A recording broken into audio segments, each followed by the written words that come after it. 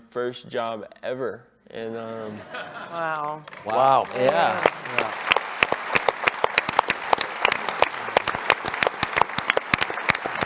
It's definitely been wild. And that leads, thank you, RJ, for leading into our first tweet here that they've been tweeting questions here. Oh, I love that. Yeah. That's awesome. So it's kind of good. Aren't they supposed to be listening? They are listening. They pre-tweeted, actually, knowing this was going to happen. The pre-tweet. They had questions, and the actual question is, please share with us your breakthrough moment in television or your first role in television. And you just did, because this is your first role. This is. So we'll skip you. Thank you. And move on. Dean, what was your first role in? My very first role? Yeah. It was on The Equalizer. Oh, yeah.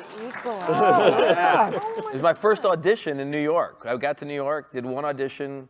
Many auditions I haven't got, but I got my first one. It was Equalizer.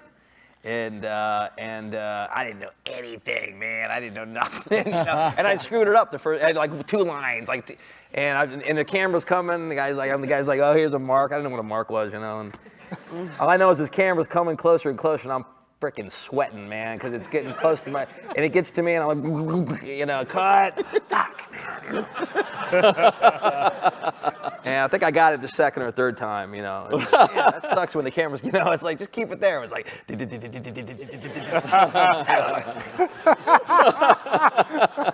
that was it. Wow. Yeah. All right, Betsy, do you remember your first role? Oh, yeah. TV, right? Just Yeah, talking TV. about Yeah. No, porn.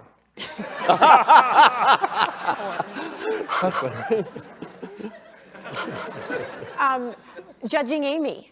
And I just worked with Amy Brenneman again this year a few times. I love her. I love her. I went in for a co-starring role, which was a pretty good co-starring role, and then the producers said, bring her back for the story guest star.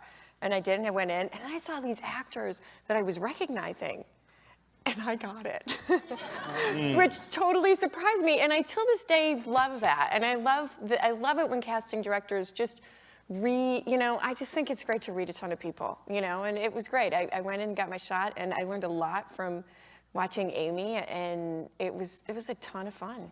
Great. Now, Giancarlo, of course, you have a great theater career, but do you remember your first role on television? And I do, actually. It was Guiding Light on a soap opera. Yeah, you laugh. I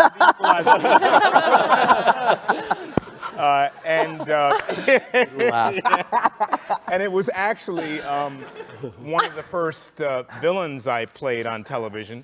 And I remember thinking, and I was pretty young and green, but I had done a lot of theater before that. And I played a guy named Reggie, who was the best friend to the lead on the show at that time, who led him into the bad, dark world. And so I was a kid who was robbing liquor stores. And it was kind of, a breakthrough for me because it was the first time that I actually died, which was kind of interesting to me on a soap opera.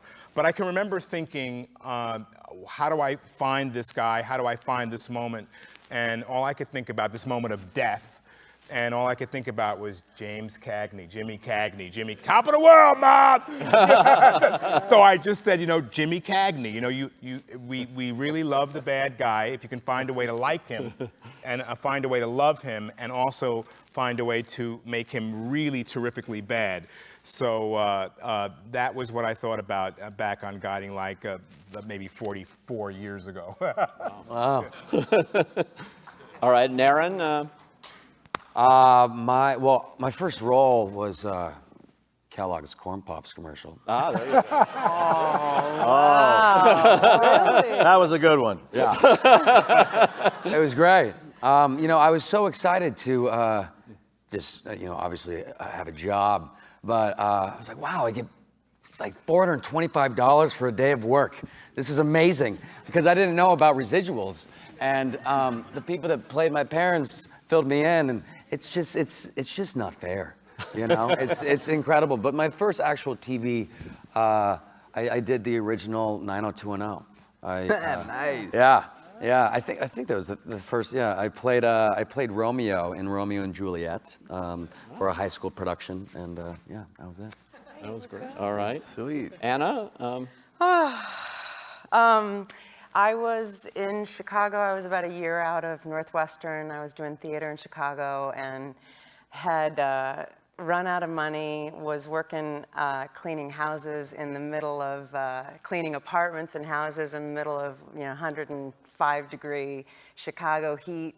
And I auditioned on tape for a sitcom for the early days of Fox. It was called Down the Shore. And I got it, and I was brought out to LA, and that was my first job. And I literally went from scrubbing bathtubs and scrubbing floors and cleaning out apartments, and it was like a week later I was in Hollywood doing a sitcom. wow. It was pretty. Yeah. That's, It was, and I had a partner that I worked with who cleaned houses with me, and I was let off to, the lady who owned the cleaning company would let me off to go to auditions, and it seemed to this lady who was cleaning with me that I just kept going out and not getting anything. So when I told her, I said, I got a job, she went, finally.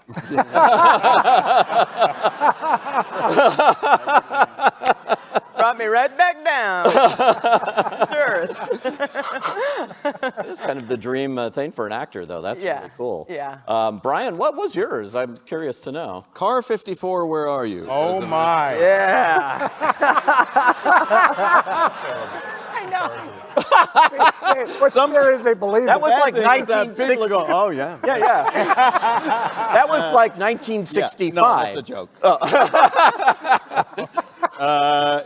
You started young, though. I was young. I was in my 20s. Okay. I mean, I had a job. I did a commercial when I was 7 years old. That was my first job. When I was 7 years old, I did a United Way commercial that my father directed. And I was playing baseball. The ball rolls out in the street. I run out to get it. I get hit by a car.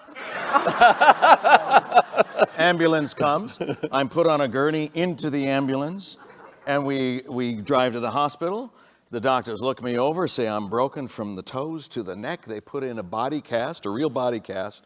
My entire body was in a full cast. And in those days, when they took it off, they had a table saw. And this table saw's zipping down my legs, and then they break it apart. Then I had to do parallel bars as if I was starting to learn how to walk again. And then the final shot, this is when they had 60-second commercials. And the final shot, Quite a commercial. I'm holding this woman's hand who's playing my mother, and we walk out of the hospital and give to the United Way, and I get hit by a bus. But and that was my introduction to it when I was 7. Wow. And then you didn't work for several years. And it was tough because at 7 I had a family, I had kids, and I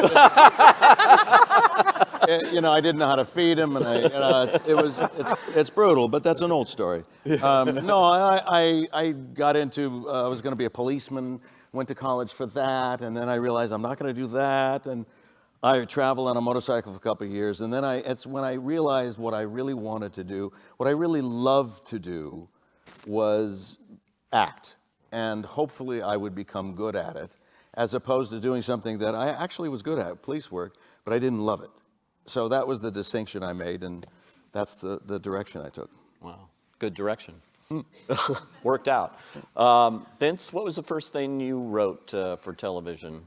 First thing I wrote for television was a freelance episode of The X-Files in 1994. It was late season 2 of The X-Files, and I came to the show as a fan.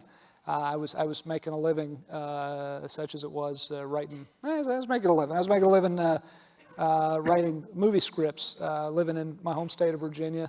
But I was a big fan of this show, The X-Files. From the first episode that ever went on the air, I was watching, and I was out visiting from Virginia. I was out here in Los Angeles on movie meetings that ultimately went nowhere, but had a meeting with Chris Carter, the gentleman who created The X-Files, told him what a fan I was of the show, and he said, great, do you have any, and the reason I had the meeting, I had an agent who was related to him by marriage. So, sort he of like. had to see you. Yeah, he had to see me. So, sort of like, I always say, I was sort of like Kramer on Seinfeld, sort of falling ass backward into good luck. But anyway, that was the first episode. Starred Tony Shalhoub, excellent actor, Tony Shalhoub. Yeah. And then I was on that show for 7 years, and I learned all about television. From the X-Files, wouldn't be able to do this job if not for all that good learning, all the good mentoring I had from Chris Carter and the other producers and directors and writers on that show. It's interesting, the X-Files, because that was a show, a great show that went on. When it went off the air, they then later made feature film. Yeah. Continued it. Yeah. Is there any thought in your head that eventually there might be a Breaking Bad feature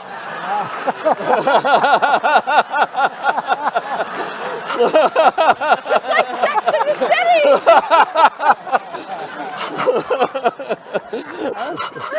That sounds like a great idea. Yeah. Right on. That sounds cool. That sounds great. All right. Yeah, Well, we yeah. heard it here first. Yeah, And I love that.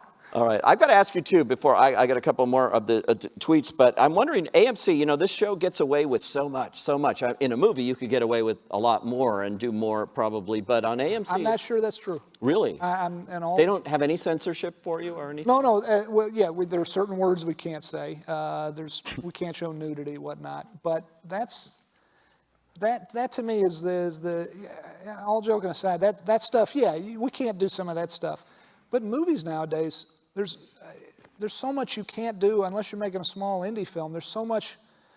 Hollywood movies are such big business now, and so much of it is geared toward tentpole productions and four-quartering it or quadranting it or whatever, where you got to have market research and you got to make sure. I guarantee you, a lot of smart people run in Hollywood, but a lot of them are scared of making stuff that goes over the audience's head, which is silly because the audience is very, very smart.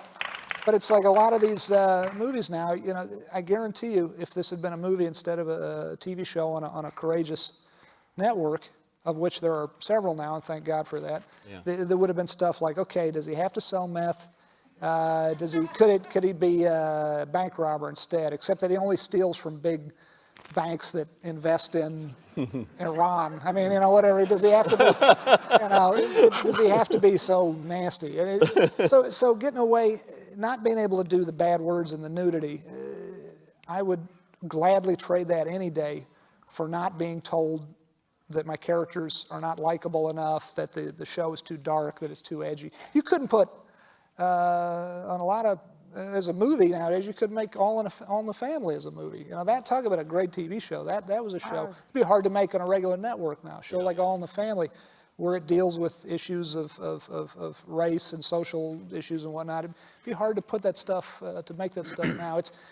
People get hung up on the bad words and the nudity, but that's the real place where it's soul killing that they don't let you do certain things is the social issues and whatnot. So. Well, AMC is definitely on a roll between your show and Mad Men and Walking Dead, which is the biggest, highest rated, I think, cable show, all ever. great shows. I got to give a shout out to, speaking of Walking Dead, the head here, the Gustavo Fring head here, created by Mr. Greg Nicotero, who's in the audience tonight. Greg Nicotero. Where's Greg? Oh, Greg. There he is. There he is. Greg and his partner Howard Berger in K&B Effects, who do all the wonderful zombie effects for The Walking Dead, also did this amazing sculpting work based on Giancarlo, and really brilliant guys. So. And you're right, if this was on another network, broadcast network, and they see the success of something like Walking Dead, they probably come to you and say, hey, can you put some zombies in the show? Or, the way we have CSI 12 and things.